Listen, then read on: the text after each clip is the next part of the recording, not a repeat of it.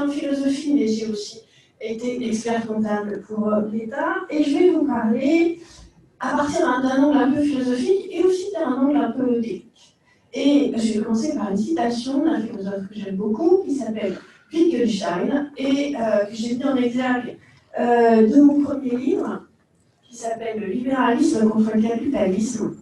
Alors, j'espère que ça vous fait réfléchir et je serai tout à fait prête lors d'une autre occasion de bien vous expliquer pourquoi il faut faire cette distinction. Mais en tout cas, dans ce livre-là, qui est sorti en 2006 et qui va reparaître en folio le 14 janvier, dans une édition revue et augmentée, je parle beaucoup de compta. Je parle beaucoup de la compta comme un langage, comme le langage qui est celui qui définit ce qui a de la valeur, et définit ce qui n'en a pas dans l'entreprise, définit ce qui est un produit, ce qui est une charge, et un langage qu'il faut modifier d'urgence. Et donc, la citation de Wittgenstein que je voulais vous donner, c'est celle-ci. J'ai mise en exergue du livre. Wittgenstein, c'est un philosophe par ailleurs extrêmement sérieux, et qui dit « Quel est ton but en philosophie ?»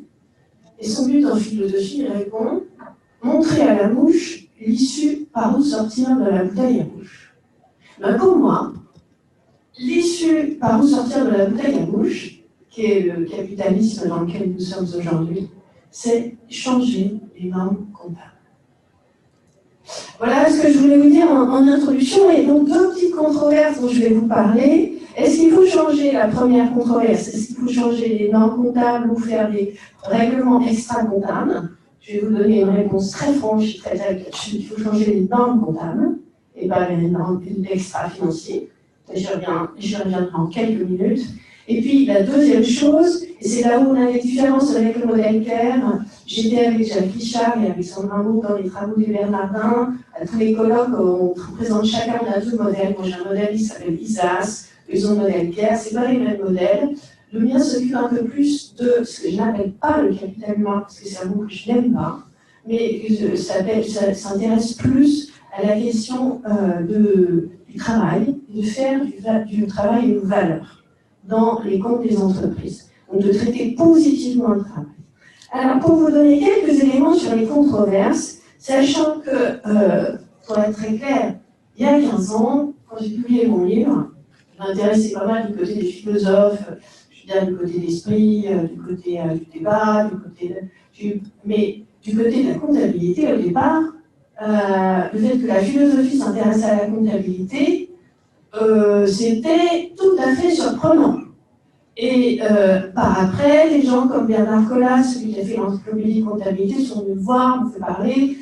C'est fabuleux que du côté de la philosophie, on s'intéresse à la comptabilité, puis comme il se trouve que j'avais une double expérience, du coup, je voulais aussi proposer des choses un petit peu pratiques et concrètes.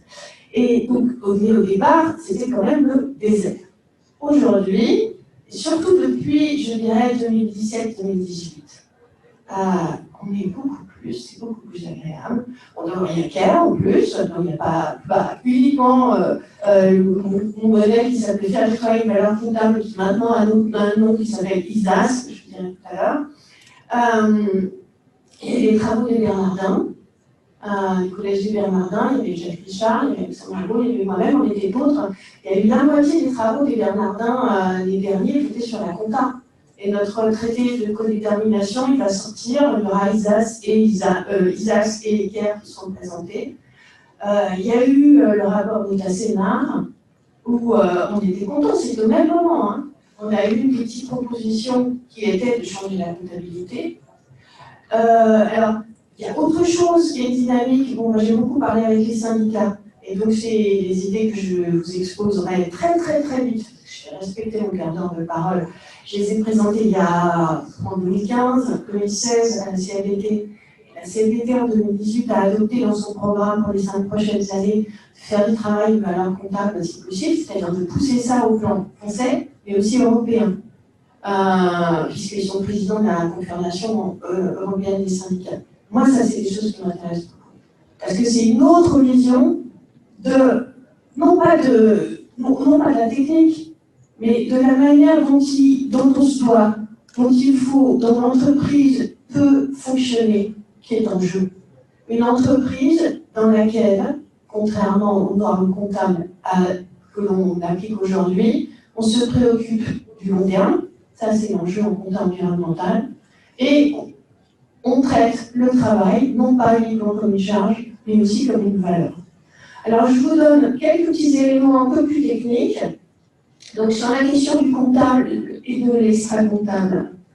Donc la comptabilité, c'est ce qui définit ce qu'est une charge et un produit au compte de résultat, une valeur et une dette au bilan, avec des normes, c'est-à-dire un ensemble de règles écrites qui façonnent non seulement la manière de voir l'entreprise, mais aussi ce qui est rationnel de faire dans l'entreprise, et donc les comportements. Et c'est en ça que la comptabilité est vraiment un enjeu essentiel. Elle a ces grands principes, elle les a hérités de la Renaissance. À un moment où on décide, elle se fait en fonction des entreprises qui existent à l'époque, qui sont la banque et le négoce.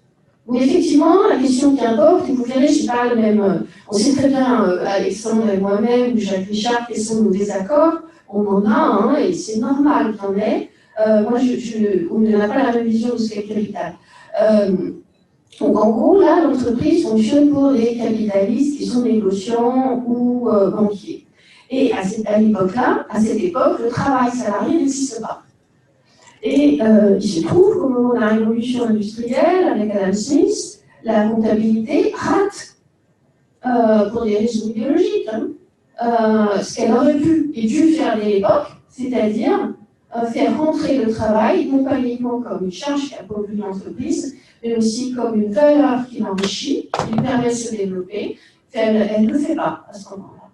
Et depuis 30 ans, non seulement elle ne le fait pas, mais en plus, elle rend le traitement du travail encore plus difficile, enfin, elle fait du travail une charge encore plus difficile à porter par les entreprises, puisque depuis 30 ans, avec les nouvelles normes, qui sont les normes IAS, adoptées par l'Union européenne, qui sont d'inspiration internationale, eh bien, non seulement le travail c'est une charge, mais c'est aussi une dette, c'est-à-dire tout ce que vous allez devoir comptabiliser tout de suite, tous les avantages futurs que vous allez pouvoir donner aux salariés. Donc c'est vraiment la double peine. Et le travail n'est pas du tout traité, par exemple, aussi bien, entre guillemets, que l'est un logiciel. Donc, dans le logiciel comptable, dans le langage comptable d'aujourd'hui, il vaut mieux acheter un logiciel que d'employer, par exemple, la personne qui va savoir vous faire même ce logiciel.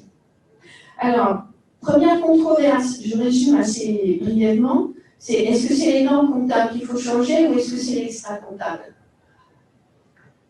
Il y a un énorme lobby qui est de plus en plus puissant au fur et à mesure que les questionnements se font de plus en plus précis sur le fait qu'il faudrait changer les normes comptables. Du côté des cabinets d'experts comptables, du côté des grands cabinets d'audit, pour dire non, on va vous faire de l'extra-comptable et on appelle ça maintenant le reporting intégré. Alors, si je peux vraiment vous donner un conseil, nous donner un conseil collectif, c'est ne pas se laisser prendre sous les sirènes apparentes, de se laisser prendre au jeu du reporting extra-financier, même si on vous le dit intégré, ce ne sera jamais aussi puissant que peut l'être un changement de langage, un changement des règles elles-mêmes. Peut-être que dans certains cas, ça peut être une étape. Moi, je ne crois même pas. Je crois qu'il faut viser au changement des règles. Et qu'il faut être très méfiant avec tout ce que la place à Bruxelles, mais dans plein d'autres endroits, peut vous proposer en termes de reporting qu'ils appellent maintenant intégré, mais qui n'a intégré que le mot. Deuxième point, ce sur quoi je voudrais insister, c'est aussi une différence qu'on a avec le modèle CARE, c'est que quand on parle du vivant, il ne faut pas oublier que le vivant, il y a le vivant humain et le vivant non humain. Et moi, je me suis intéressée au plan comptable d'abord au vivant humain, parce que c'est un scandale qui est connu qui est connu depuis plus longtemps en termes analysé depuis plus longtemps au plan académique, et celui de cette question du travail comme quelque chose qui appauvrit uniquement l'entreprise sans jamais l'enrichir. Il y a deux écoles pour traiter ce point-là. Il y a l'école du capital humain, donc qui dit il faut traiter le travail comme un capital aussi dans l'entreprise, et une autre école.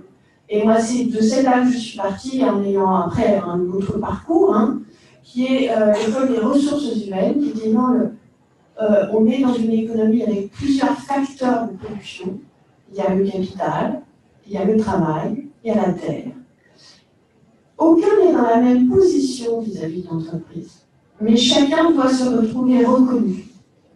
Et donc dans ce qui s'appelle le modèle que j'ai proposé, donc dans ce livre-là, qui s'appelle maintenant ISAS, que j'ai reproposé dans un livre je l'ai amené parce que, pardon, c'est assez compliqué avec le micro de montrer les livres. Ça, c'est un livre qui est sorti en 2008, toujours chez Fayard, et si les chiffres ne disaient pas toute la vérité, qui est un journal dans lequel je raconte les 18 mois qui ont précédé la crise de 2008.